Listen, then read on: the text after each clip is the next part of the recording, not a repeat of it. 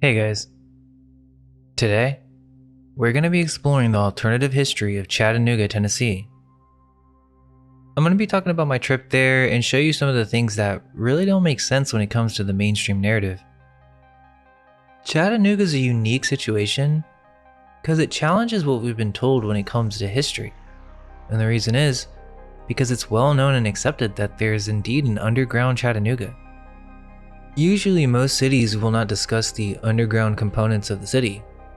They typically have excuses such as prohibition tunnels or that these were just basements. But let me show you a news segment on this so you can get an idea of how crazy this really is. It's a glimpse into a hidden world below downtown Chattanooga. Good evening. I'm Natalie Genereski. And I'm Latricia Thomas. Stairways leading nowhere, arched doorways that were once street level are some clues to downtown life before 1880. Stories and rumors still fly about underground Chattanooga. News Channel 9's Beth Newhoff gives us a rare look of what's really there. Walk the streets of downtown Chattanooga today, and amid the shops and the restaurants, you'll see evidence of the Chattanooga long forgotten. Mystery surrounds a Chattanooga that existed in the 1800s. Torrential rains caused flooding, devastating downtown on a regular basis. The solution? Quietly raise the town, leaving tales still told of the city that lies beneath. This would have been heading down towards street level. Local history buffs Mari Nicely and Matt McGauley take me underground to see evidence of the original Chattanooga the public doesn't see. I think a lot of people think, okay, what they did is they just bricked in all these things and threw a bunch of dirt in. This is what's the most interesting part is, I mean, look at the stonework. But official records of the plant are mostly silent, according to Nicely. Decorative columns, beadboard ceilings, and arched doorways hinting at the past. Next door. I don't know about this one. This looks really... Lit only by our flashlights, what was an outside alley is now caught between two worlds, with another stone wall dividing them. Here's an entryway into this building. You can see all the decorative work, and then there's a window down there and another one down there, and you can even see the concrete sill still in place. Perspective seldom seen of a life long past. Rumors still surround the ruins of the underground. One thing is certain, the remains of what was is right under our feet. Over the next few days, we'll show you documentation and research and let you be the judge. We'll also dive into many hidden corners of downtown Chattanooga to show you exactly what's underneath your feet. Hinting at what is often called underground Chattanooga, you can readily spot these architectural oddities downtown. What appears to be archways of windows buried deep below a sidewalk. These are just one of many examples of why Chattanooga residents like Dr. Nicholas Hornerkamp believe these streets were raised. And I think Chattanooga changed vertically and came up higher. But why? And when? Through our research, we learned the flood of 1867 was the largest in the city's recorded history. The devastating effects of the heavy rain caused structural damage to downtown Chattanooga, destroying the military bridge. Many residents in the surrounding area died in the flood. Though not as severe as 1867, Chattanooga experienced heavy flooding throughout its early history. So were flood victims tired of the destruction? Did they decide to raise what many consider to be downtown Chattanooga, an entire floor, using dirt or foundry silt? The historical data is spotty. You know, when you look at old images of the Central Block, there's no image, illustrated or photograph, that shows the Central Block losing a story. No documentation specifically about this happening, and that's driven people crazy. Local historians have spent years exploring downtown Chattanooga buildings, looking for tangible evidence to prove the fact underground Chattanooga does exist. The underground in itself, just the concept is part of Chattanooga history. And it's something that even if it's proven not to be, or if it's proven to be, or somewhere in the middle, that it is an important story to tell. David Moon spends countless hours going through old photographs like this and is skeptical Chattanooga streets were raised one full floor. While others believe underground Chattanooga begins on 6th and 7th Streets and goes all the way to what was one time a railroad on Broad Street. Seems almost impossible to have raised, but cities do that all the time. Look at New York City. Many cities around the United States did raise their buildings in the 1800s, using different methods. Horner Camp, like other historians, believe Chattanooga residents used dirt near the downtown courthouse on Georgia Avenue to raise the streets. While the project would have been a major undertaking, could it be possible? Visually, it's compelling. Dirt can go down a lot easier than it can go up. Some would argue those window arches are just coal chutes. But would a business owner really need that many coal chutes to heat his building? Seems like an excessive amount of coal chutes here and in other areas right around here. Why put in a window that you're never going to use? It just doesn't make any sense. But that is not the only piece missing in this massive puzzle. Questions of underground arches and windows. Tunnels and stone walls leave us digging deeper into underground Chattanooga. So they're essentially saying that this had to be rediscovered. That only within the past few decades did a local historian discover that these lower underground portions of the buildings in downtown Chattanooga actually used to be the original street level, meaning they raised the streets. Their explanation for this was, oh, there was a devastating flood in the late 1860s, but in all the photos that we have of early downtown Chattanooga, the streets were already raised. So some historians deny that they were even raised. However, it's undeniable as there are doors, windows, decorative features underground that clearly are not basements. It's the original ground floor. And then something happened to where they decided to bury it. Now, the idea that this was done because of a flood is just a theory. Like I said, this wasn't documented. No one knows why they did this. And again, it had to be rediscovered. The official narrative has no explanation on why the stuff is underground. That's kind of what we're attempting to explore here. Is there something else going on with underground Chattanooga that was lost to history? Also, keep in mind, this isn't Seattle or Chicago. Chattanooga is a decent sized city, but it stands out to be more peculiar when you consider everything that we're about to discuss. The idea that they raised the streets shortly after building these structures, logistically and logically doesn't really add up. So with that, let's dive into the history of Chattanooga and explore some other possible explanations on why these structures are buried.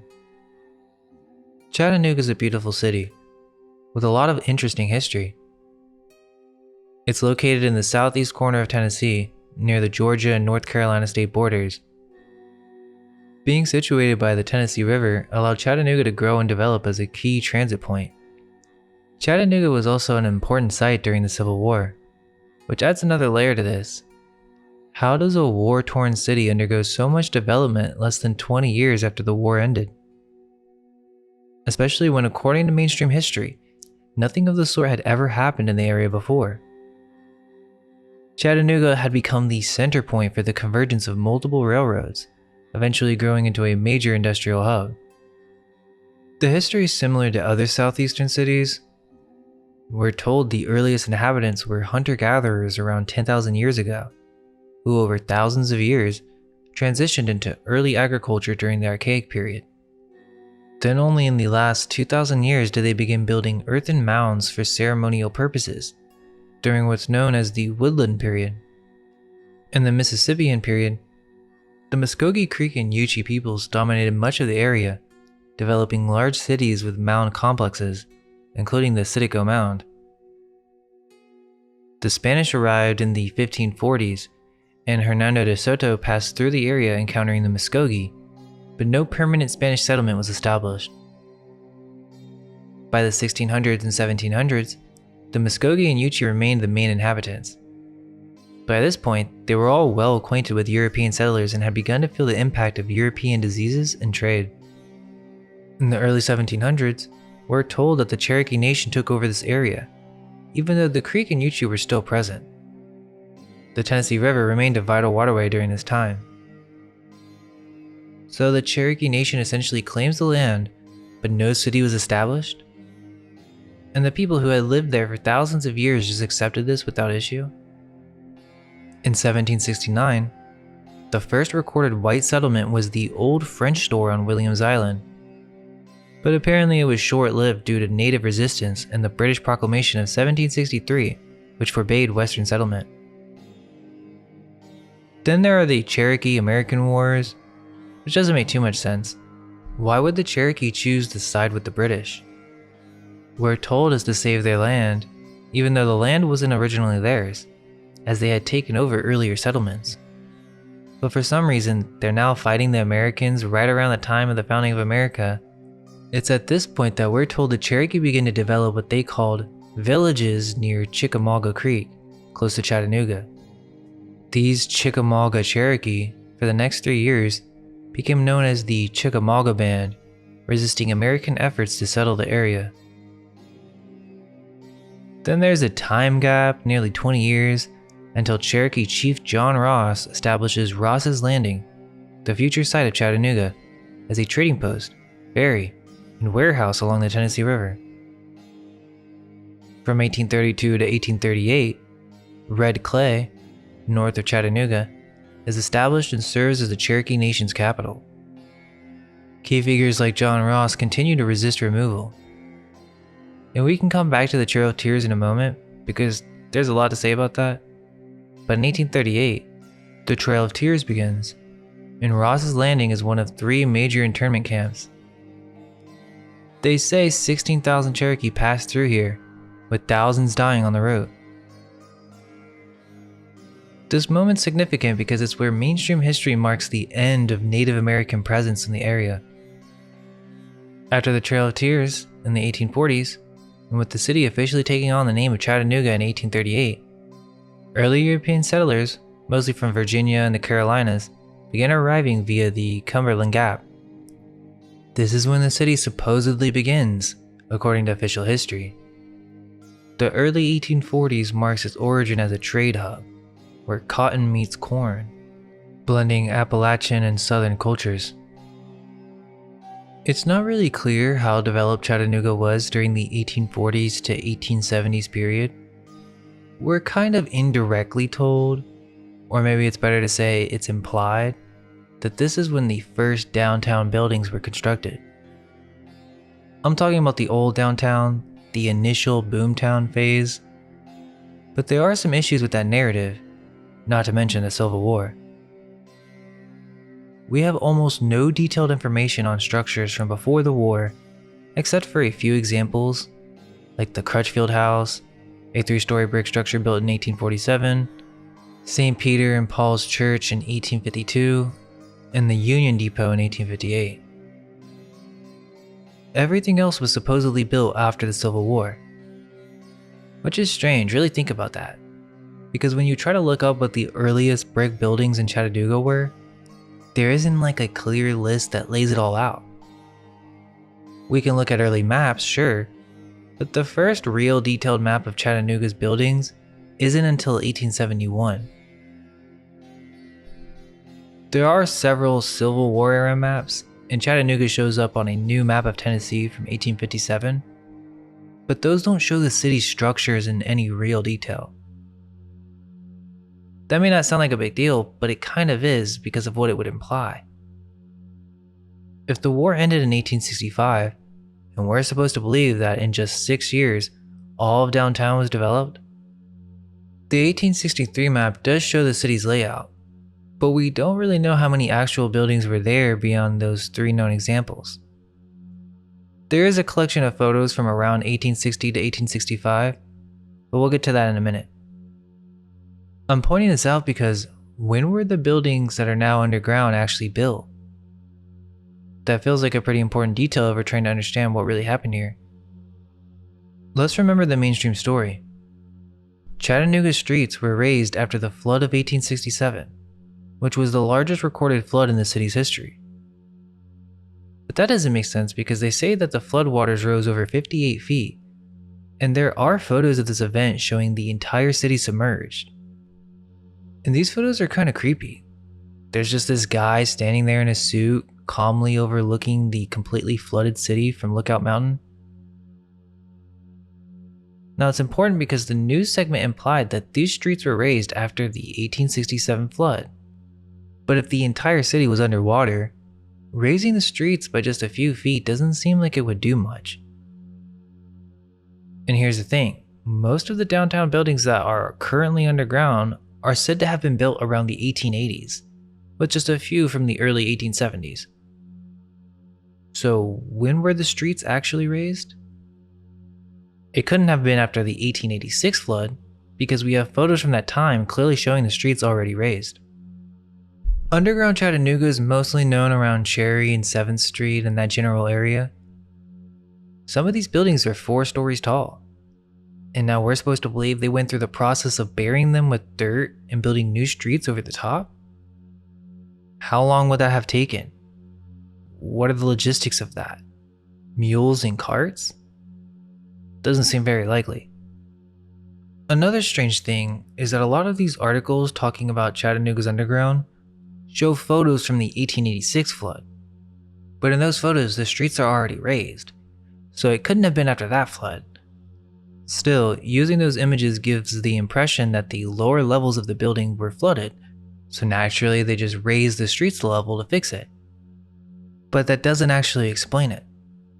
The theory says that the streets were raised after the 1867 flood, or that's what it says on the wiki. Which makes even less sense, because the flood submerged almost the entire city. So why go through all of that effort? Why would you want to raise the streets at all? And when exactly did they raise them? If you really think about it, the 1867 flood sounds a lot like a full-on mud flood. According to Wiki, underground Chattanooga was the result of citizens' efforts to prevent future flooding after the 1867 disaster. And apparently it wasn't rediscovered until the 1970s. I came across this one post from Historic Chattanooga on Facebook where someone tried to debunk the whole street raising narrative. They pointed out that there's no documentation, no newspapers, no government records, no photos of this massive public works project. But the strange part is they try to use the lack of evidence as proof that it never happened. Instead, they just suggest that these buildings were just designed that way on purpose. Like, yeah, let's just build buildings with windows underground. Their theory is that these were planned as underground walkways from the start, and then for some reason they boarded them up later. But the comments were kind of roasting this guy, telling him that the streets were absolutely raised. I mean, you can literally go downtown and see it for yourself. And this underground level isn't just in one spot. It's all over downtown Chattanooga.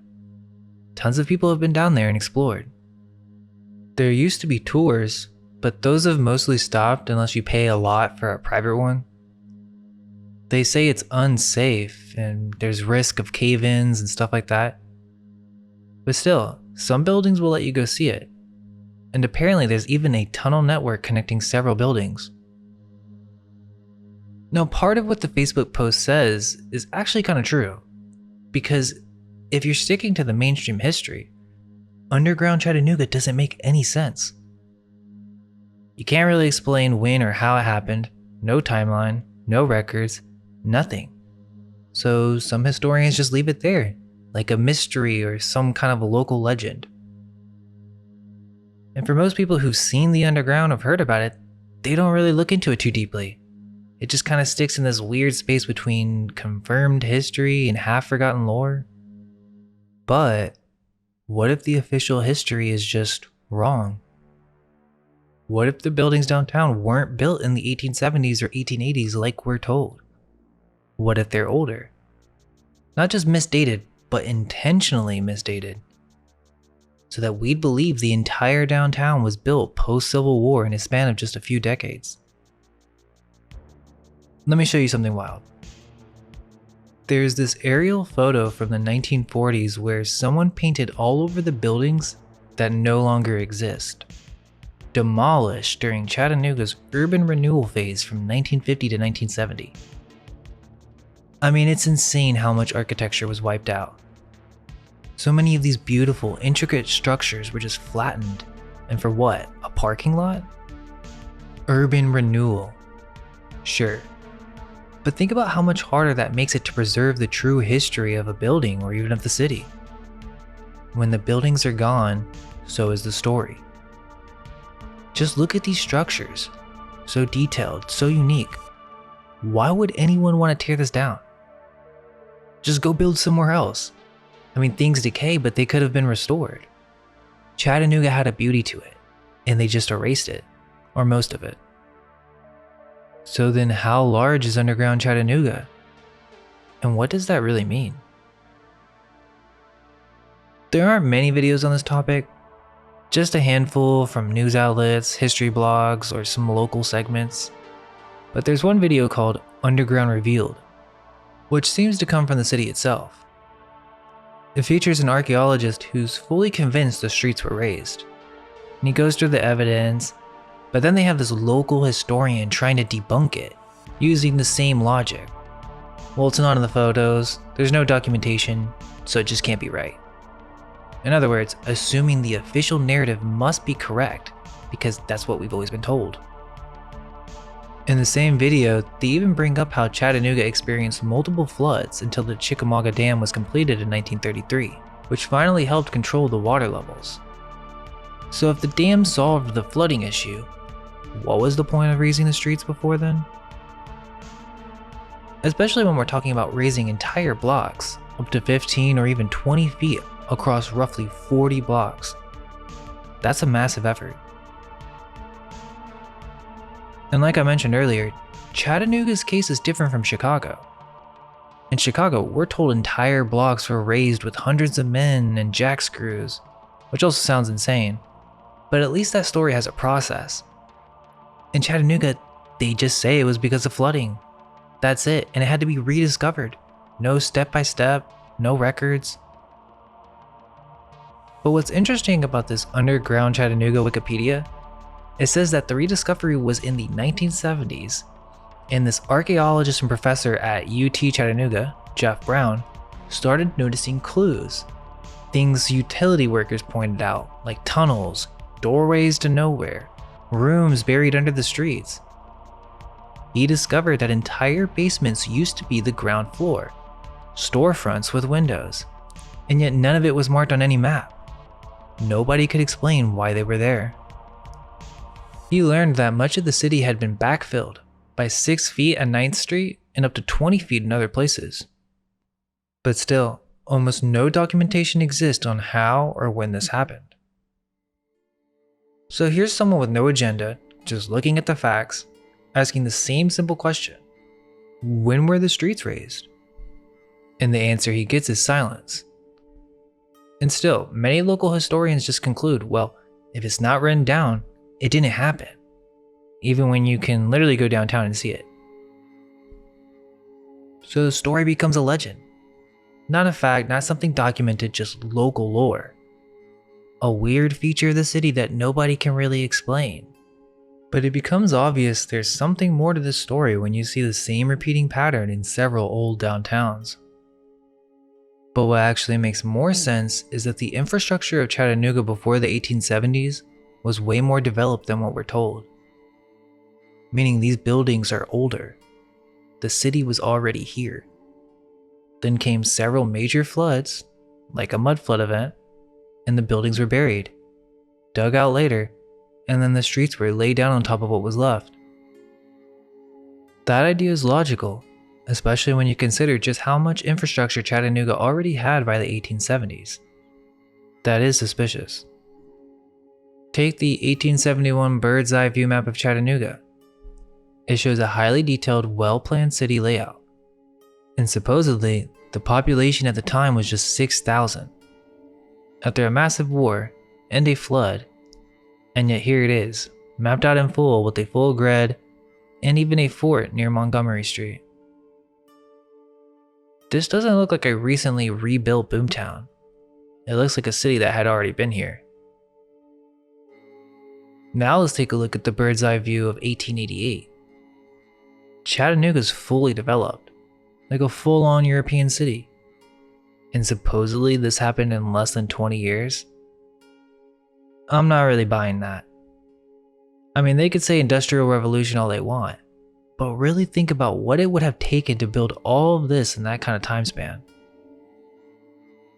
By 1888, the population, according to Wikipedia, was around 25,000. But on the actual 1888 map, there's a printed section that says Chattanooga is the largest city of its size in the world and claims a population of 50,000. That already doesn't add up with the mainstream narrative. That's a huge jump from what we're told in the 1870s. At some point, we have to acknowledge how wild both explanations are. Either they really did build all this between the Civil War and 1888, or they didn't, and the infrastructure was already there, much older than we're told.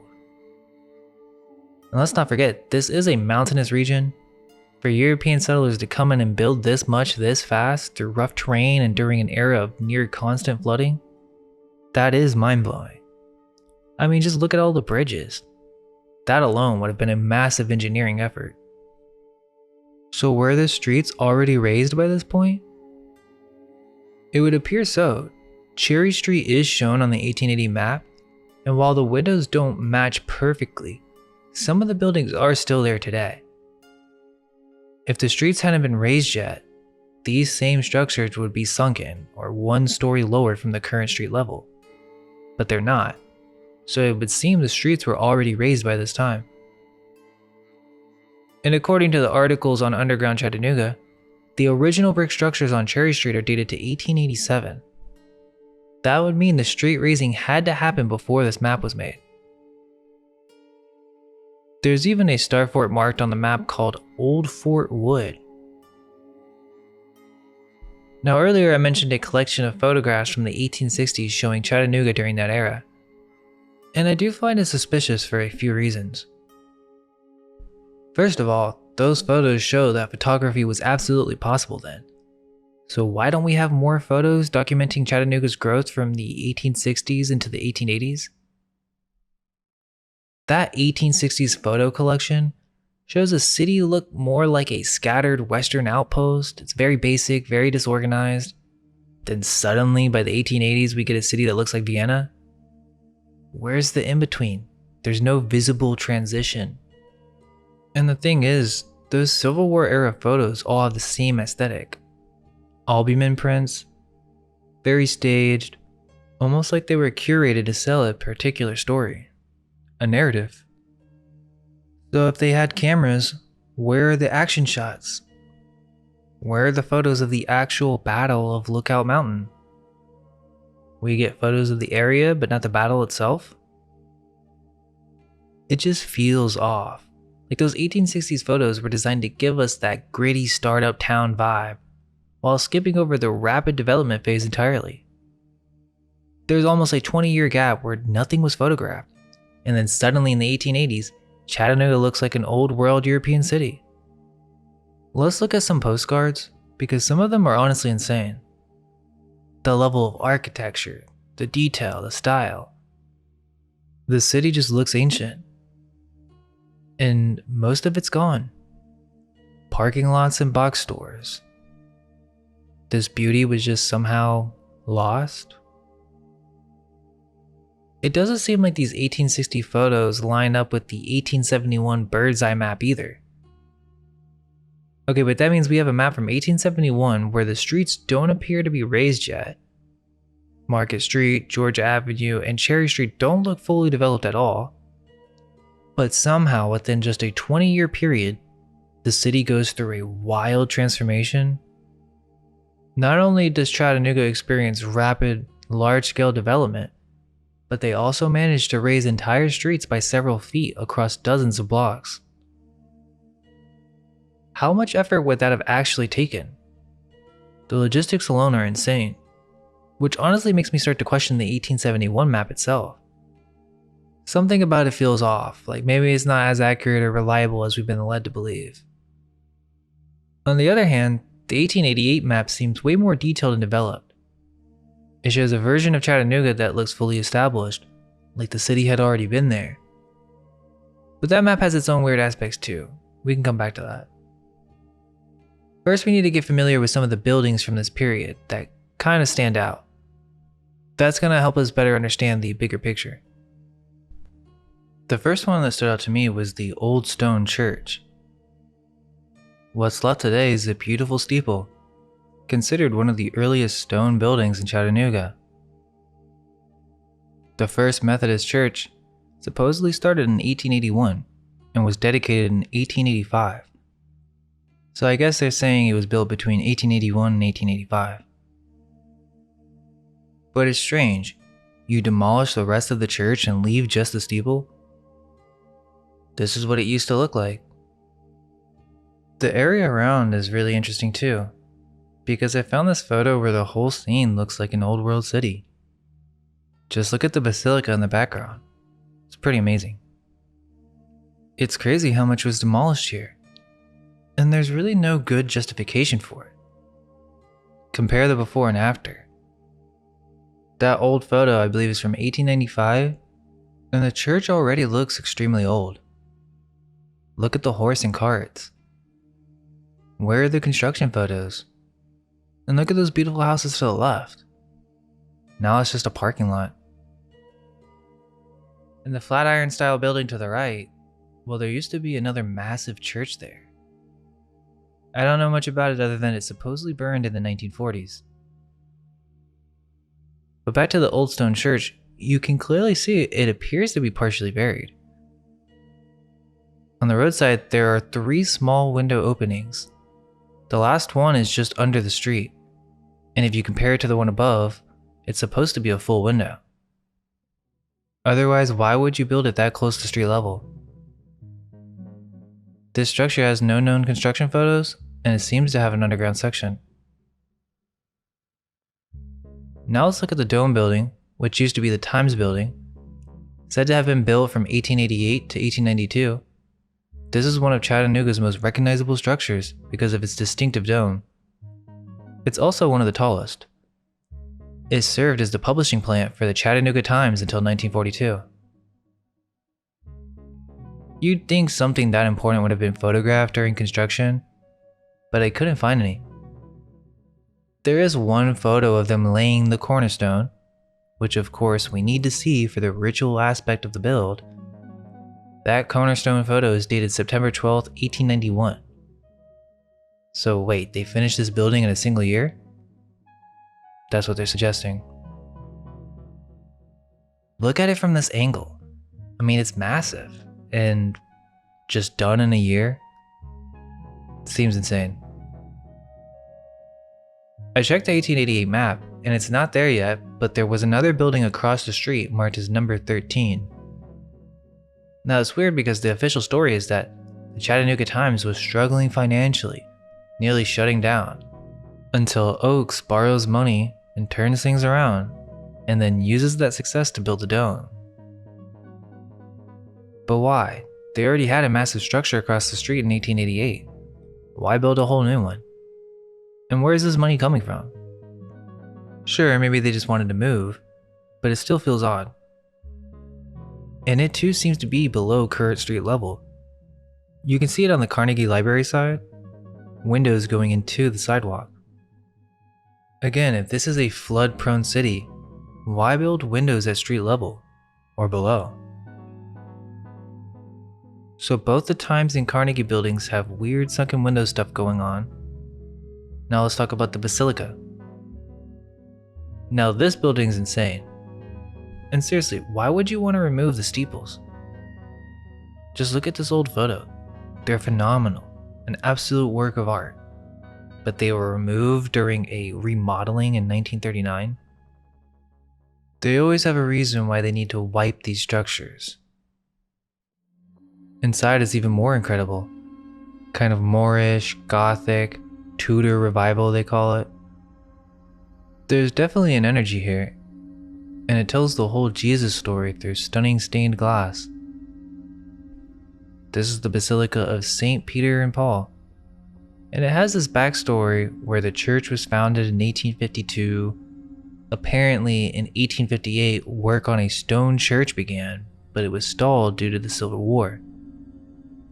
The older version of the church was said to be nearly finished by 1863, but it was seized by the Union Army during the Battle of Chickamauga. That original structure was eventually demolished, though it's unclear exactly where it was. It's not shown on the 1888 map, but a historical marker says it served the congregation until the late 1880s, when the current structure was built. So there's no photo evidence, no in-between images, just gone. They say the current building was constructed in just 2 years. From the side, it appears to be sunken. There are windows going below street level. There's even a door that looks more like an arched window. And there'd be no reason to place that there unless it was once above ground. Oh, and a weird thing, there were a bunch of black birds flying around the basilica in circles like something out of a horror movie. Also, the stained glass windows are special. They were installed in 1890, but historical accounts say a French artist spent nearly 2 decades designing and modeling them. There is another structure to the left, a building called the Notre Dame of Lourdes Academy. It's not there anymore, but it shows up on the 1888 map, and there is a photo of what it looked like. This was the oldest private school in Chattanooga, and apparently there was a building before this 1888 one that is said to have been built on the same location by St. Peter's and Paul Church. There was a church here, it just doesn't seem to be on the map, but the pastor there in 1876 requested to open a school, and it burned down at some point, and they say that the schools were shut down in 1878 because of a yellow fever epidemic, and it was used as a hospital. Another building of interest is the First Baptist Church that was on Georgia and Oak Street. For some reason, they destroyed this beautiful church as well, which is now a parking lot.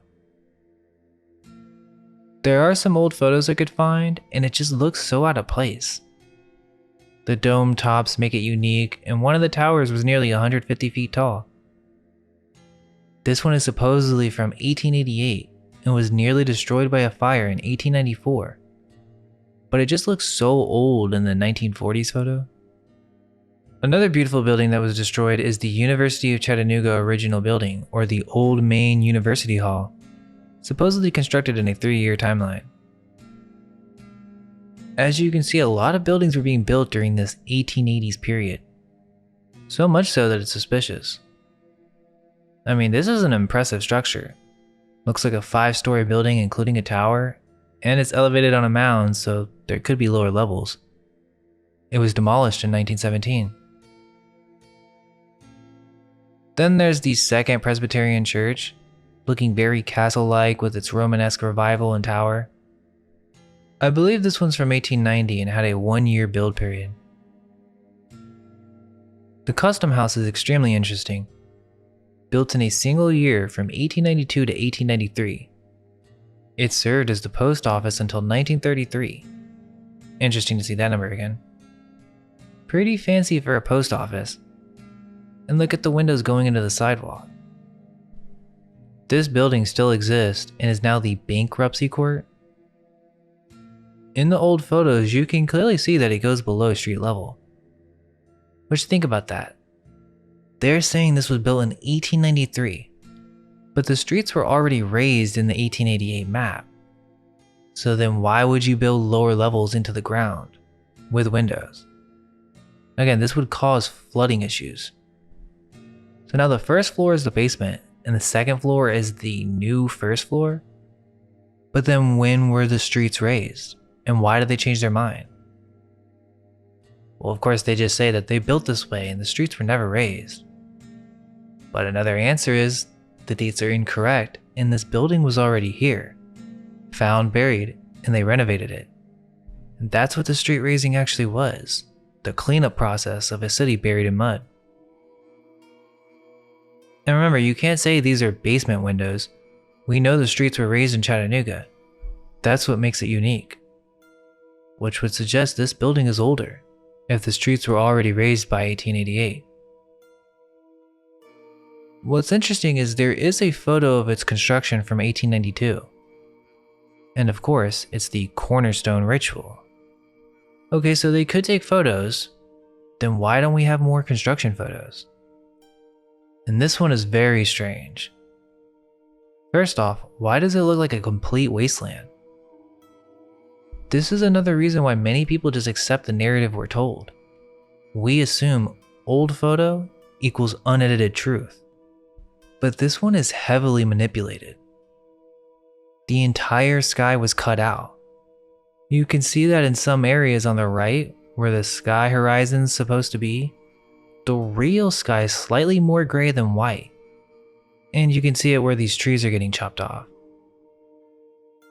It almost seems like they even cut out sections of the building. Whoever did this photo was really good, because to the right near the rocks, they also painted in people. That's not actually very noticeable. The whole mound right there to the right is painted over. You can even see right by the window, they painted someone working. I mean, come on. If you haven't seen the old world Photoshop videos, check it out. They used to do this a lot in old photos. They would paint over the photos to make them look more dramatic or composed. And this is on the official history site. It's the only photo of construction, and they're giving us an edited image, basically an artwork. So then why do we just accept that without questioning it? Even some of these guys in the front here could have been layered in. They don't really look like they belong, and yes, they could composite multiple photographs back then, even in the 1860s, so it's not impossible. And what do you know? If you look closely, they actually weren't that great with their mask. You can see that one person was manipulated into the photograph. His background is slightly a different value and you can see the edge line. It wasn't blended well enough. So one of the few construction photos we actually have from the late 19th century time period is extremely edited. Kind of strange. But there's one more thing. That photo is from 1892, but the building's already shown on the 1888 map. It's in the same location as is today. Wait, why would it be shown fully constructed on the map if it was supposedly still being built in that photo? You could say, well, maybe there was a structure there before, but then why rebuild it? And when was this one built? The thing is, the history of the building doesn't say anything about a previous structure. This is the old post office, and supposedly finished construction in 1893. But then why is it on the 1888 map? Seems like the story isn't really adding up. The current Hamilton County Courthouse was built in 1912, but before that there was an older one built in 1879, and it shows up on the 1888 map. That structure looks slightly buried, and it had a striking 120-foot tall clock tower with a massive bell. And now it's just gone. Such a gorgeous building, and the story of how it was destroyed is wild. On the evening of May 7th, 1910, a thunderstorm rolled through the valley, and a scene reminiscent of the ending of Back to the Future, lightning struck the Hamilton County Courthouse and a fire erupted. Perhaps the clock tower and the tall trees had been too easy a target for the thunderbolts. It reads more like a movie than a historical record. The building gets struck by lightning, burst into flames, and is erased from history. One of the most beautiful early train stations in Chattanooga was the Union Depot, which shows up clearly on the 1888 map, and there are some photos of it. What makes it notable is that the original structure dates back to the 1850s, and then in 1881, they supposedly built this larger Victorian version over it. That's kind of wild because that would make it one of the oldest known structures in the city, possibly the only one predating the Civil War. Think of how much history was tied to that spot, and they just removed it for some highway projects? That's removing early history. And this is the perfect example of things just vanishing. So I was looking at this 1888 map, and one building really stood out. To the right of the Union Depot, it's labeled with a 10. There's this giant 5 to 6 story structure by the train tracks labeled People's Block. There's zero information on this building, no photos, no articles, nothing in the official history brings it up. The only thing I could find was a Reddit comment from someone asking the same question after seeing it on the bird's eye view. That's it. It was on Carter and 10th Street. There's nothing there now, but how does a huge Victorian style structure like that just disappear? I mean, look at what this whole area used to look like, compared to what it is now. Kind of insane. Then we've got Terminal Station, apparently built from 1906 to 1908. I couldn't find any construction photos, but all the old photos of this place just has this ghost town energy. It's kind of creepy. Inside it's beautiful. The dome ceiling's 82 feet tall with massive arched openings.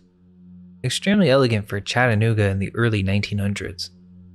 But this was an important rail point. It connected the north and south, a major convergence spot for multiple rail lines. When researching any city, it's always worth looking into the history of the Freemasons. For some reason, there's always a lodge in the early beginnings of a city. And that's strange. Why do you need a secret society to start a city? There was a Masonic lodge on 7th and Cherry, and it was a beautiful building, probably full of history. And now, it's a parking lot. I couldn't find any interior photos, but it just seems like a shame that there isn't more documentation on the structure. This area seems to be raised. There's a building next to it where you can see the windows going down into the parking lot. I found an old drawing showing the building when it was the Mountain City Club. And there are a few different versions of it. Some drawings don't match the photo. Apparently, the structure was built in 1890 by the Mountain City Club, a private club founded in 1889. The most notable member was Adolph Oakes, publisher of the Chattanooga Times and later the New York Times. In 1899, it was acquired by the Freemasons and converted into the Chattanooga Masonic Temple. It's not clear exactly what connection the two had, but worth noting there are lodges called Mountain City Lodge. Seems like the Masons and the city's elite were closely connected. There was also a building for the Elks on Walnut and 7th. Interestingly, the Oddfellows were here too. There's an early photo on Market Street with a stone arch in front. The photo's very bizarre. The sky and areas around the buildings look cut out. Something about it just seems fake, like the arch was added in after the fact. And if you look at the perspective of the arch, it doesn't really line up with the buildings. So that's a very strange photo. It's not something local historians usually tie into the official narrative, but the level of influence that secret societies had over Chattanooga is barely discussed, and the implications of that are huge. Apparently there have been lodges in Chattanooga since at least 1850. And let's be clear, we're not talking about Freemasons in the modern day, where people brush it off like, oh, it's just a social club that does charity work. I mean, yeah, but it wasn't always like that. In the early days, these groups had real influence. Practically all the elite of the city were part of the lodge. And beyond that, we can't ignore the occult and ritualistic elements tied into these secret societies. The iconography, the symbolism, the initiations, it's filled with strange motifs that go way beyond what you'd expect from a simple community club. And think about the name, Freemasons. Their entire identity is built on architecture. Their foundation as a secret society is literally based on building and design. That's why you always see the pillars, the compass, the square, the temple references, the whole Hiram Abiff story. We're talking about the secrets of architecture. And sure, they'll try to spin it into some abstract philosophical metaphor, But what makes more sense is that they're actually hiding something. They're a secret society. They have passwords, rights, degrees. Why go through all that just to throw some cookouts? Obviously, it's about preserving and controlling access to something. And who do you think controlled the media back then? The photographs being released, the official narratives, the local history. These different clubs had influence, plain and simple. If they really were finding architecture or masonry that was already here, free masonry, then yeah, there would definitely be incentive to hide it. I couldn't find the Chattanooga Oddfellows Lodge itself, but they are mentioned several times in 19th century newspaper articles. They were definitely active here, hosting events, parades, probably had a hall somewhere downtown. Oddfellows were usually associated with orphan care, and there were a few orphan homes noted in the city. One is listed on the 1888 map, though I couldn't find number 17. There is a depiction of one that used to be on Vine Street. As I was looking through some old pictures, I came across this panorama of Chattanooga from 1909. You can see many of the old buildings and even the Freemason building is there. Very iconic building, they shouldn't have demolished it. But what's the implications of the Masons having a building like that during this time in early Chattanooga? But this is very strange. So I was just zoomed in and admiring all the details, and this one building stood out to me. This one right here, the old courthouse with the clock tower. The first thing I noticed was it had a different resolution and contrast than the rest of the image. But then it became immediately obvious that it has this halo going around the building like a soft mask. For some reason they edited this photo. I got this from the Chattanooga History website. The perspective of that just stood out to my brain as being off. The building looks to have been added in post for some reason, which is bizarre. It doesn't look to be in the current location of the courthouse. So from what I understand is I thought this clock tower building was supposed to be on the Walnut Hill where the current courthouse is. The old courthouse is the one that burned down in 1910. And I don't think this is overanalyzing. If you zoom into the old courthouse, it's covering some other building in what looks to be a domed structure. You can see how the perspectives don't match and the slight glow haze. Now I'm not saying this building wasn't here. I don't know why they did this, but it does look edited. It's not something local historians tend to touch, but the connection between the Cherokee and Freemasonry deserves a much deeper look, especially when the Trail of Tears narrative runs straight through Chattanooga. There are some major holes in the official story. Let's start with the contradiction that's rarely even called out. The Civil War is sold to us as a war about equality, about freeing the slaves. But just 20 years earlier, the US government was forcing Native Americans into internment camps, thousands dying before they even began the forced march west. So if equality was the goal, it clearly wasn't for everyone. And the Cherokee's own role in the Trail of Tears gets massively downplayed. The most prominent figure during this period was John Ross.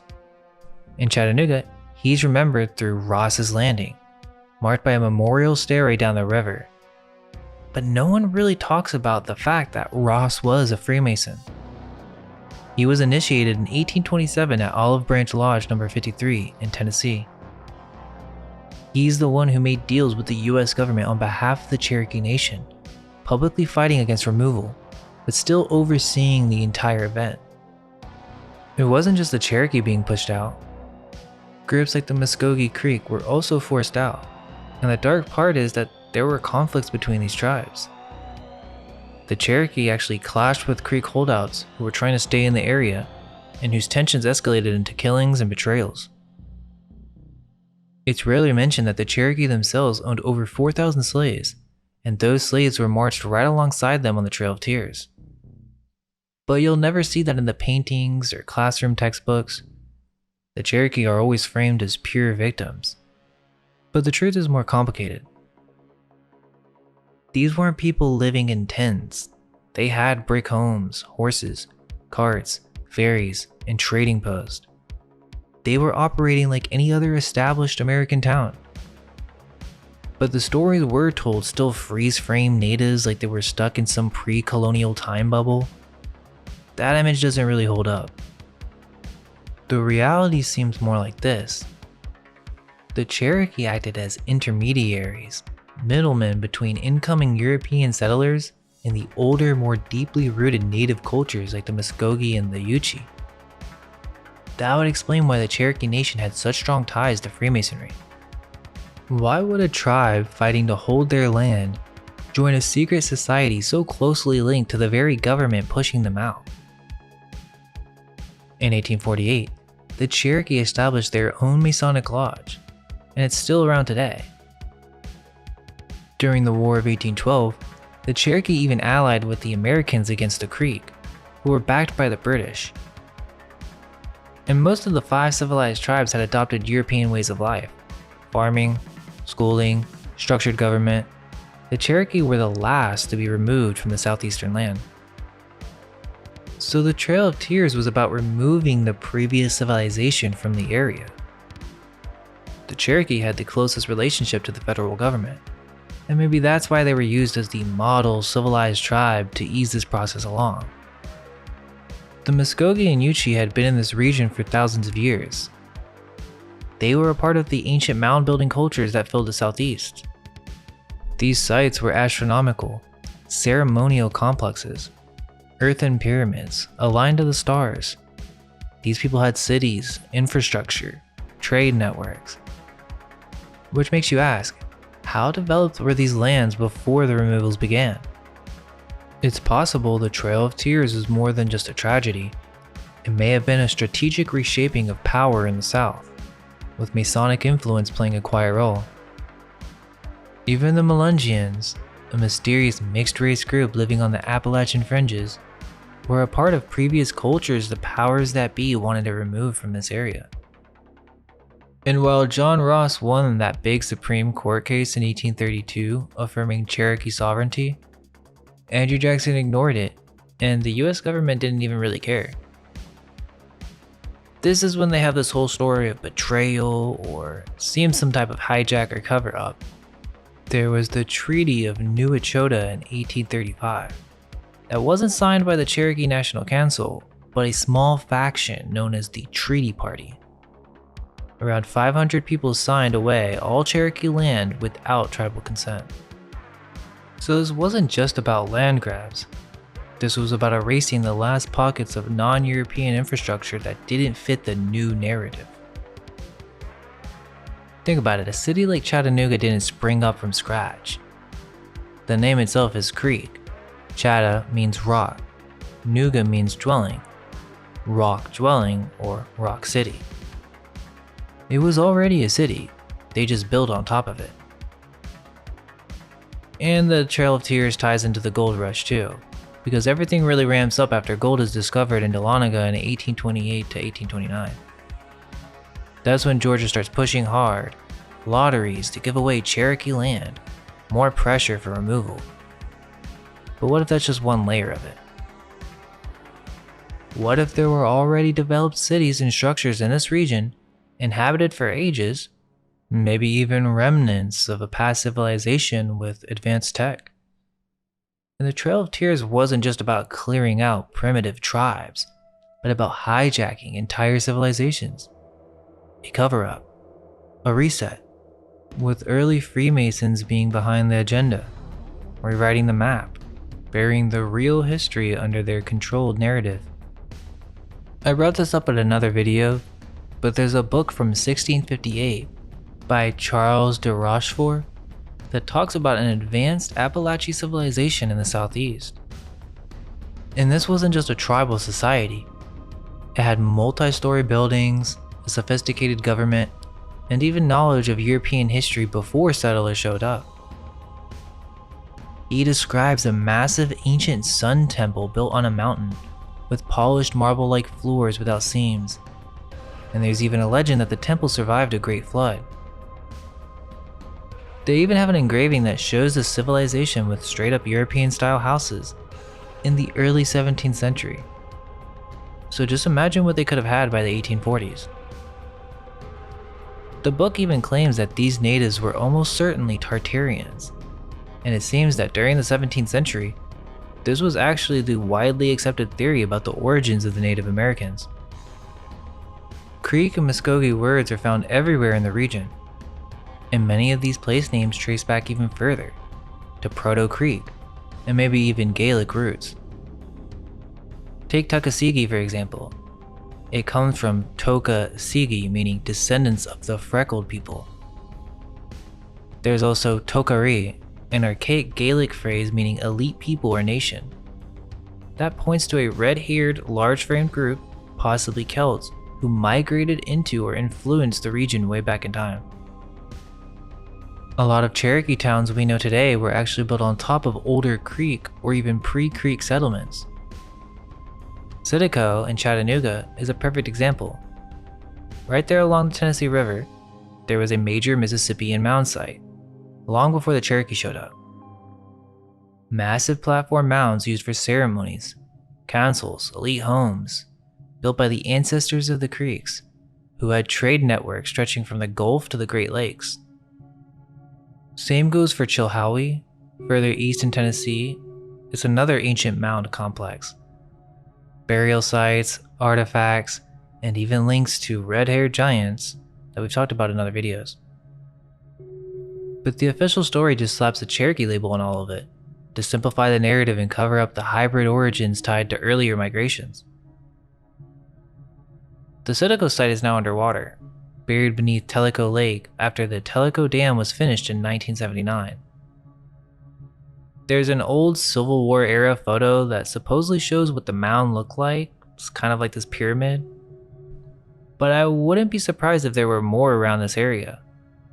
Mounds we've forgotten or never even knew existed. Sitico has some interesting lore tied to it. Apparently, they did find giants here, and they even spoke of a previous Indian race that was unlike any other. In 1915, for some reason, they decided to excavate the mound to see what treasures were inside. They found well-preserved pottery, jewelry, and 12 days later, the Chattanooga Daily Times ran the headline, "Heavy Skulls Unearthed." Even the superintendent of roads for Hamilton County said he believed the mound predated local tribes and that the skeleton they found supported the idea. He described it as having a skull that was unusually heavy and a thigh bone as long as the leg of an average man.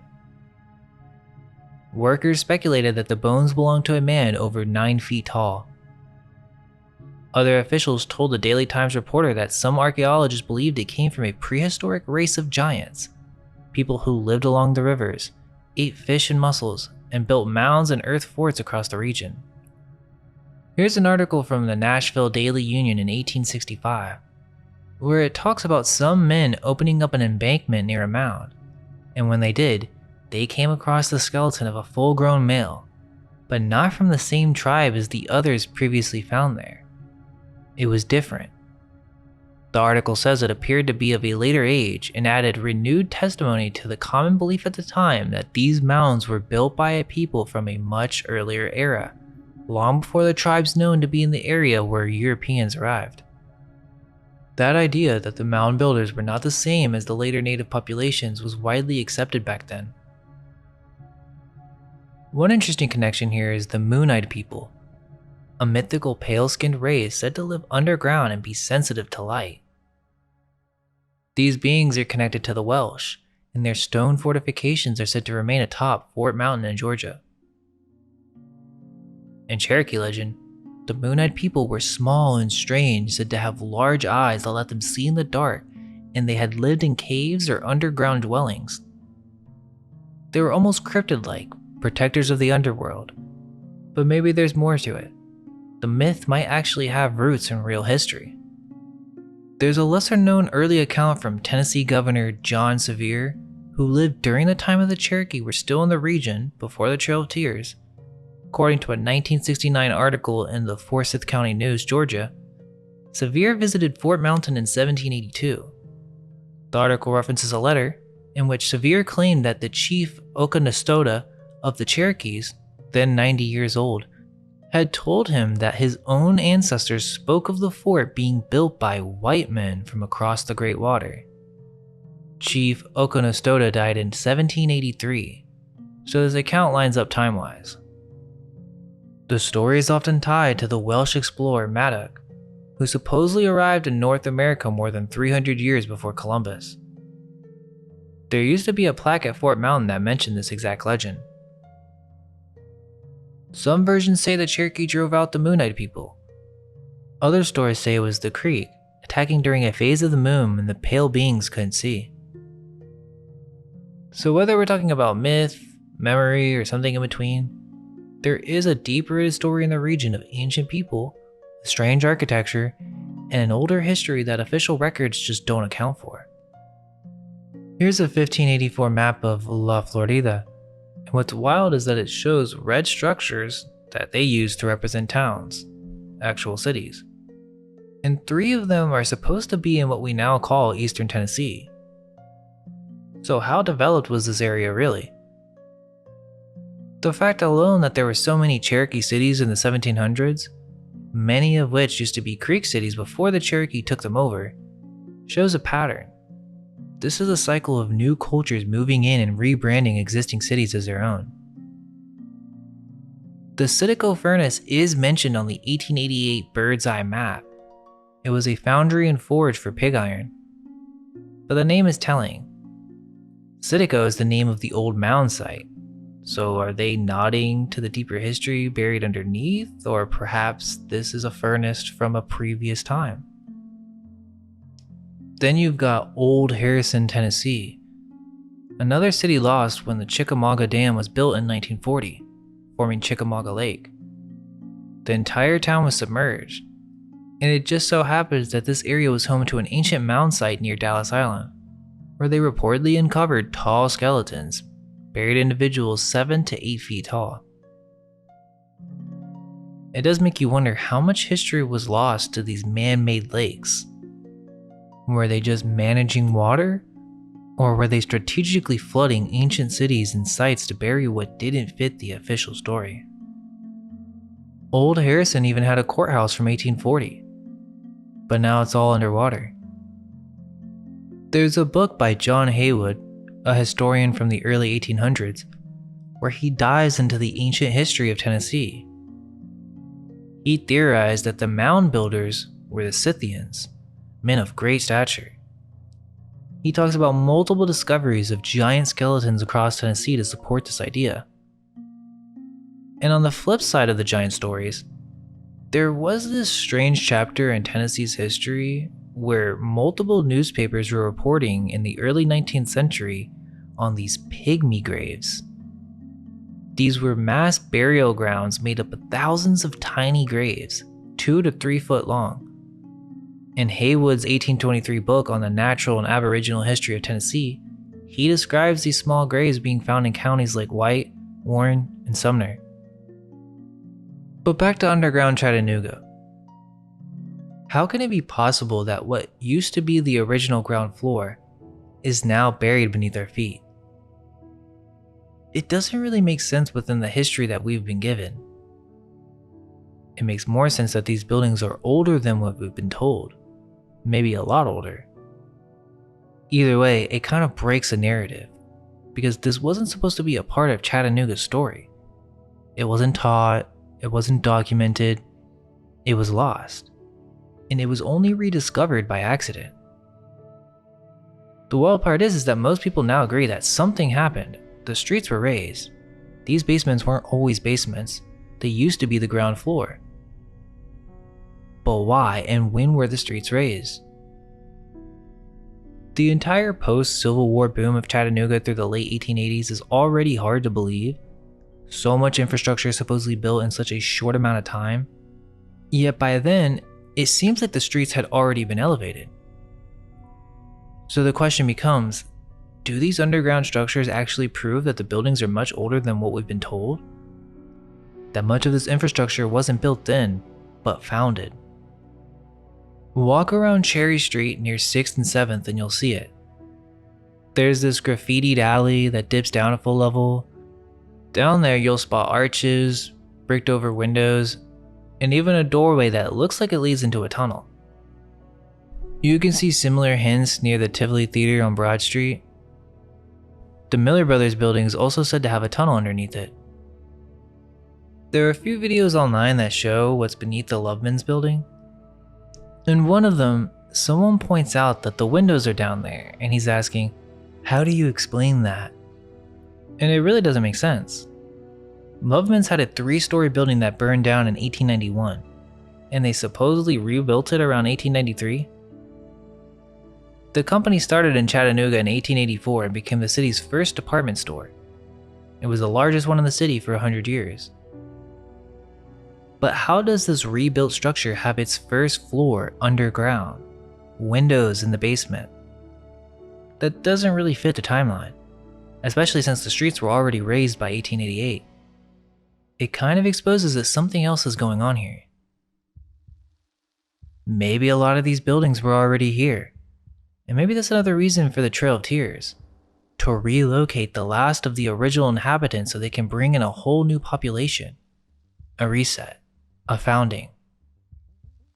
And if there really was a previous civilization here, with infrastructure already in place, then maybe over time it was buried by floods, resets, wars, and when it was rediscovered, it wasn't rebuilt, it was just repurposed. The old ground floor became the new basement. Staircases were added to enter from what used to be the second level. Because how do you go from Civil War destruction to massive flooding, to raising the streets of 40 blocks of downtown, all while installing an entirely new infrastructure system, unless parts of it were already here? It really feels like we're not getting the full story. Then there's the Lookout Mountain Inn. There's a photo from 1890 showing it fully built. What would it take to bring all those materials up there in that time period? There's only one known interior photo, and they say that it burned down in the early 1900s after going through financial issues. After that, they built a new hotel in the late 1920s, which is now a Christian college. Interestingly, the 1888 map already shows a hotel up there. But the whole area has something else going on. The nature, the waterfalls, there's definitely a unique energy and deep history on this mountain. The entire Battle of Lookout Mountain story is kind of insane when you think about it. They tell us tens of thousands of soldiers were clashing up here, on steep cliffs, through thick fog, with these dynamic, dramatic paintings showing massive charges and swirling clouds of gunfire. But even Ulysses S. Grant, the Union general in charge, basically called BS on the whole thing in his memoirs. He said there was no such battle, and called it all poetry. Just a skirmish. Nothing like what the mythology suggests. So then why do we have these overly romanticized paintings, huge canvases of soldiers scaling vertical cliffs under cannon fire like it's some Hollywood epic? It makes it feel staged, like they weren't documenting something real, they're trying to sell something. And that raises red flags. They keep saying Chattanooga was the key to the South because of its railroads and river access, but in 1860, the population was around 2,500 people, a tiny river town. Compare that to Charleston, South Carolina, with over 40,000 people at the same time, with established infrastructure and a port economy. Look at Civil War photos of Chattanooga from 1863 to 1864. I mean, it's presented as a bunch of basic wooden structures, warehouses along the river, nothing resembling a high-value strategic center worth risking entire armies for. So why pour so many resources into fighting over it? And the weirdest part is, why would they even fight on the mountain? Lookout Mountain is steep, jagged, full of cliffs and ledges, not ideal for combat. The Confederates supposedly had it locked down with artillery and high ground, but the Union just walks up in the fog and takes it with minimal losses. Even Grant admitted it was overblown, and historians have pointed out that the terrain would have made serious artillery use nearly impossible. So why tell this massive story about a battle above the clouds that still draws tourists today? Right after the war, they start building hotels and tourist spots on the mountain, like the Point Hotel in 1867. So one year you got this bloody battlefield, and the next year it's a resort? No mention of major rebuilding, no signs of actual war damage. It flips from war zone to vacation destination instantly. And where are the photos of the battle? We've got Civil War photos from Lookout Mountain, but none of the actual battle. They'll say it was exposure issues or that the terrain made it hard to capture, but they could have taken something if they wanted to. What would make more sense is that there was something already on the mountain. Resources, infrastructure, maybe even structures that was worth claiming. Then the battle story becomes a cover. It makes the myth more digestible. I wanted to talk about Rock City. It's kind of this hiking theme park at the top of Lookout Mountain. It's pretty cool. You walk through these beautiful rocks that form maze-like passageways, tight spaces, winding trails, and it has this fairyland garden vibe where you go searching for gnomes and you win a prize. At the entrance, there was this artwork that caught my eye. It was called Fairyland. I just thought it was a pretty cool artwork before starting the whole trail. Some of the rock formations here are genuinely fascinating, and the whole place carries a certain history to it. In the late 1920s, the Carters started developing a large walk-through garden on their private estate. There are these beautiful stone bridges and arches throughout the trail that give this place an old, mystical feel. And some of the formations are kind of weird.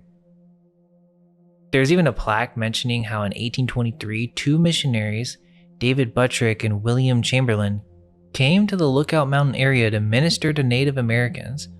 Reverend Buttrick wrote in his diary, "In company with Mr. Chamberlain, I ascended Lookout Mountain to visit a citadel of rocks." He described the immense size of the boulders and how they seemed to be arranged in such a way as to form streets and lanes. Interesting that he used the word arranged. So it's called Rock City because it was literally described that way by the first explorers. And remember, Chattanooga means Rock City. It really makes you wonder if the name meant more than just strange formations. Maybe there was once a literal stone city up here. They say it was named Fairyland because of Frida's fascination with European folklore. But I don't know, I feel like there's more to this story. Remember, since the early 1800s, they were finding pygmy graves, or little people graves, all around Tennessee. And when you walk around here, it doesn't feel like someone just designed it to be a fairy garden. It feels like this place already was one. Like, it chose to be what it is. The vibe is very specific. The rocks have a kind of consciousness, personalities almost. You're walking through a labyrinth into another world. You're entering a door into another era. The land itself feels enchanted. The walkways and decorations add to the atmosphere, but it's not just that. It's the land. It feels like the gnomes are aware of you. There were butterflies floating around, and even they felt like fairies. You walk around these little doors and it pulls you in, like you're stepping into another dimension. The story goes that Frida took string and marked a trail around the rock formations, ending at the giant outcropping known as Lover's Leap. She collected wildflowers and transplanted them along the way. Then she had German statues imported, gnomes, fairy tale figures, and they were all placed at key points along the path. They have a suspension bridge too, with this sweeping view of the landscape, and it leads right to the Lover's Leap overlook. A lot of this stuff is said to be from the early 1920s, and they even have some old photos and postcards from that time, and a few of them are really interesting, like early tourism already wrapped in mysticism. They have these fairy caverns, and this part is surreal. You head underground and they got these little stations set up based on German folklore. It all has this vintage look. Many of the dolls are from 1930s and the whole space is lit by a black light. which makes everything glow, very dreamlike, and kind of eerie too. Some of the figures feel weird. They're like paintings but in 3D. If you look at them from certain angles, they kind of flatten out and look like paintings, but they're really sculptures. And it just makes me think, maybe it's not a coincidence that this place has been associated with fairies and gnomes. There are early photos of the mountain before all the tourist stuff, and even back then it had a weird energy. An early attraction tied to mystical lands inhabited by fairies on top of a mountain filled with strange rock formations, ancient folklore, and Civil War history does make you wonder what this place really is. So like I was saying, they have these very bizarre rock formations. One is this stacked rock called Umbrella Rock that people would stand on to take photos. And then there's the 1,000-ton balanced rock. Now I know it seems crazy, but this really does look like a dolmen. Kind of like the one you see in North Salem. Obviously it's way bigger, it's 1,000 tons, so people would assume that it's just naturally balanced like that. But I don't know, it feels a little too unlikely that it just landed that way by accident. There were a lot of cave-like entrances and parts of the trail that go through these beautifully lit rocks. Some of the formations had crystals, even a sculpture of kind of like an atlas-like figure holding up the cave, and even bits of glass added to some rocks to give the whole place this magical, glowing vibe. Most of you have probably heard of Ruby Falls, the tallest underground waterfall in the US at 145 feet, over 1,100 feet deep inside of the Lookout Mountain. There are inner earth stories connected to this place, and maybe this is one of the entrances to something deeper. Lookout Mountain caverns were used as Civil War shelters, and the mountain was a part of the 1863 Battle of Lookout Mountain, but before that, there were Revolutionary War skirmishes and Cherokee battles back in the 1700s.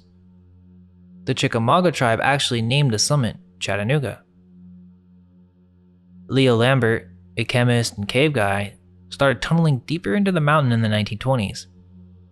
He ended up naming the falls after his wife Ruby. The original cave entrance had been sealed off by railroad tracks during Chattanooga's big railroad expansion. Working with a mining company out of Birmingham, they drilled an elevator shaft straight down through 5 feet of solid limestone and somehow hit the only crack that led to the chamber. If they had missed by even a few inches, it would have never been found. During an early check, Lambert's assistant Lomax crawled into a new chamber, but his light died and he got stuck down there in total darkness. When he came out, he was totally shaken. His hair had turned white, and he kept repeating, "Do not go further into the cave."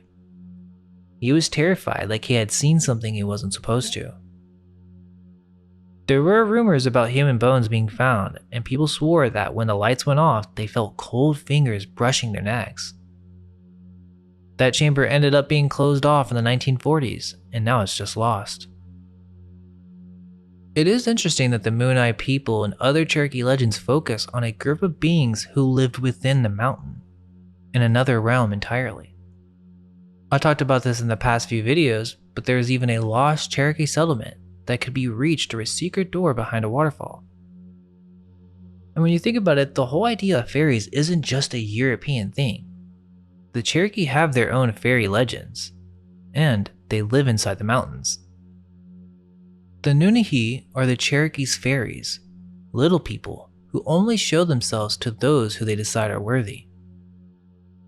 They aren't spirits or ghosts, they're a race of immortal spirit people, but they're distinct from other nature spirits or gods. It's almost like they're describing an actual spiritual race or underground beings who had townhouses all throughout the southern Appalachian Mountains. Hunters would hear the Nunahee singing and dancing, drums echoing through the forest, but when they tried to follow the sound, it would shift, moving behind them or in a different direction, impossible to locate. And it's interesting how specific and similar these legends are. They emphasize that the Nunahee had homes, underground townhouses tucked into the landscape. One of the best known stories is about a man named Yahuwah who got separated from a hunting party. His friends searched and eventually gave up, assuming he was dead. But the Nunahi found Yahuwah and took him back to live with them. He became immortal and stayed there a long time until he missed his family. One night he returned to visit and told them everything, but when they invited him to eat, he said he couldn't. He had eaten the food of the Nunahi and could never eat human food again. He had only come to say goodbye. They begged him to stay, but he chose immortality with the Nunahi. He left again, though he continued to visit from time to time. That's oddly specific, and aligned with other stories about inner Earth beings. It even lines up with things like Missing 411. And so I find it hard to believe that Lambert accidentally discovered the cave. They already knew about this area, they just covered it up. Lookout Mountain has a bunch of cool sights, like the military park with its castle-like entrance, Roper's Rock and its leftover bits. Plus there's an odd ancient rock wall here. Point Park is the main military spot in the Chickamauga and Chattanooga National Military Park, put up in 1905 with a huge fortress gate built from local stone, thick walls, big arches, and this is to honor the 1863 battle above the clouds. There are cannons, monuments, trails with views of the battlefield, and it's next to the Craven's house, a restored Civil War era spot that took hits during the fight, supposedly. Then there's this ancient rock wall running along parts of the mountain, around 4 feet tall, stacked stones, and no mortar. But nobody knows who really made these or if they're tied to forgotten groups. And there was also the last battle of the Cherokee here in 1794, which was actually the destruction of the Chickamauga Cherokee towns of Running Water and Nickajack, down in the Tennessee River Valley, now under Nickajack Lake near Chattanooga and Haletown. It happened on September 13th when 550 militia under James Orr, guided by ex-captive Joseph Brown, who knew the secret pass in the mountain from his time as a prisoner, launched a surprise attack on the valley stronghold. The Chickamaugas, led by the war chief Dragging Canoe, who died in 1792 at Running Water, had been raiding settler boats and towns for years, controlling the river with help from the Creeks, Chickasaws, and outlaw Europeans. After an all-day fight, the town got burned, warriors were killed, and it broke the Cherokee resistance, forcing them to sign a peace treaty at Tellico Blockhouse near modern Vonore. It makes you think about all the layers of cultures clashing and claiming the land over time, from Cherokee days to the Civil War. So what is going on with Chattanooga? It's a very unique situation where we have a southern city, essentially being started after the Civil War, going through a massive boom, and then in less than 20 years, you have a massive old world city.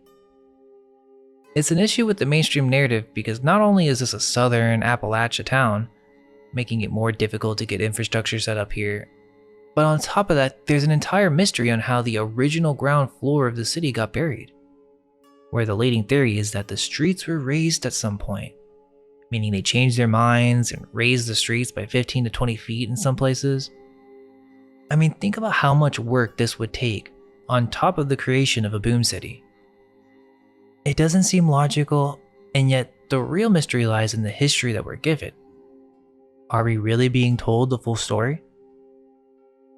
There's an art museum here and they have paintings of early Chattanooga, and I thought that they kind of highlighted this. So there's a painting of Chattanooga from 1857, and it shows some of the brick buildings here. Doesn't seem like there's much here at all, but then they have this painting from 1878, and I just thought it was crazy how much development it went through in 20 years. I mean, it's a fully developed city at this point. And that's not even mentioning all the bridges. The 1888 map had many bridges, even the Iron Bridge made in 1864. And they say that this new bridge called Military Bridge in 1864 looked like this, but this doesn't look like something you could even cross. It seems they're saying this one got destroyed in the flood, and at some point they built this one. Even the railroads. I mean, to get all that developed in such a short time span is beyond impressive. It's a little suspicious. they want us to believe this whole settler narrative that after the Trail of Tears, they just kind of randomly set up here and there wasn't anything significant already here. But what do you think? Why is a large portion of Chattanooga's downtown underground? Well, the two main theories are, one, there is no underground and they just built that way. But I think most people will agree that doesn't make sense for there to be windows and storefronts underground. You almost have to be in denial to say that. Then there's the idea that they raised the streets, and most people would agree with that. But the issue with that is, well, that would debunk the mainstream narrative. These buildings would have to be older than what we're being told. Not only is it logistically impossible to build these buildings in such a short time period in a new city without modern equipment and machinery, but on top of that, they raised the streets. See, it would make sense if they found this city, and much of it was already buried, so then they laid out the streets based on that, explaining why some areas have it more than others. What are your thoughts? Anything about Chattanooga that we should explore more or anything nearby? Let me know what you think in the comments. Tell your friends about us. And all we can hope is that our minds may be unveiled. Let go of everything you think to be true. Relax the mind and ask the question, do I truly understand what this reality is?